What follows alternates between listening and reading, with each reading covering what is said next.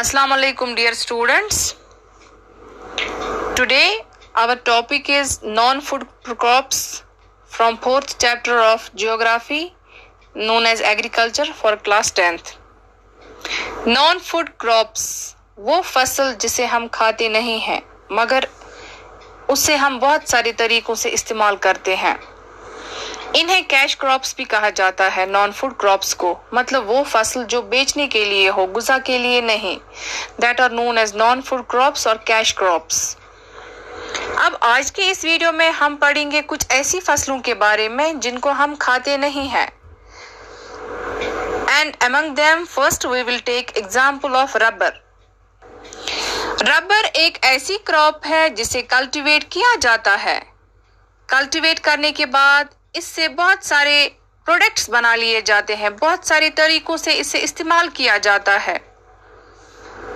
Rubber is an equatorial crop मतलब ये crops उस क्लाइमेट में ग्रो करती है जो कि इक्वेटर के पास होती है. That area is hot and wet all year around. But it can also be grown in tropical and subtropical areas. Tropical मतलब गर्म एरियाज और सब ट्रॉपिकल मतलब those areas that are hot and having a humid temperature and cold to mild winters. Rubber requires moist and humid climate. Rubber की cultivation के लिए high temperature और high rainfall चाहिए. ऐसा क्लाइमेट इक्वेटर के पास वाले इलाकों में पाया जाता है क्योंकि वहां पे सन रेज डायरेक्ट आती है तो वहां उस एरिया में टेम्परेचर भी ज्यादा होता है जो कि चाहिए रबर की कल्टीवेशन के लिए और रेनफॉल भी ज्यादा होती है. रबर को रेनफॉल चाहिए about 200 centimetre.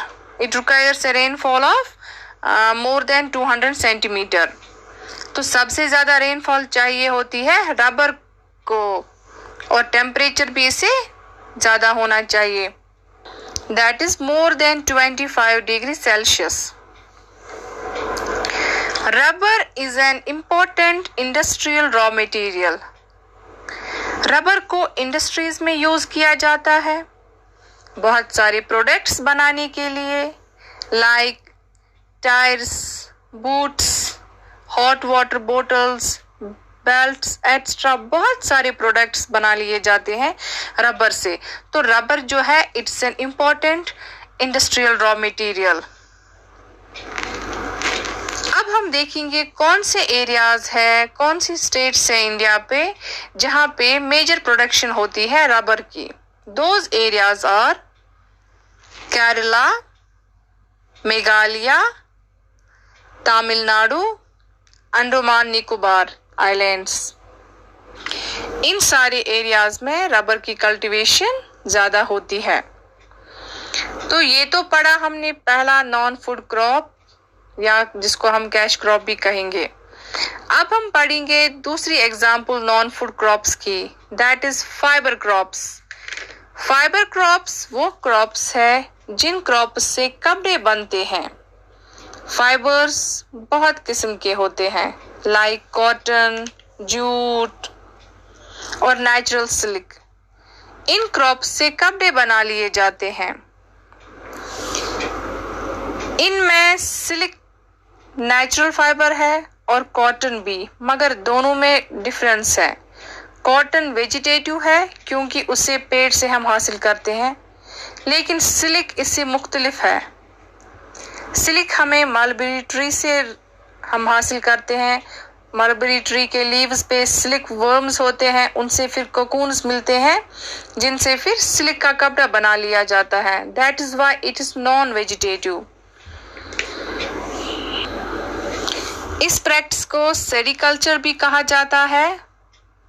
We can say the process of silk production is known as sericulture और rearing of silk is known as sericulture.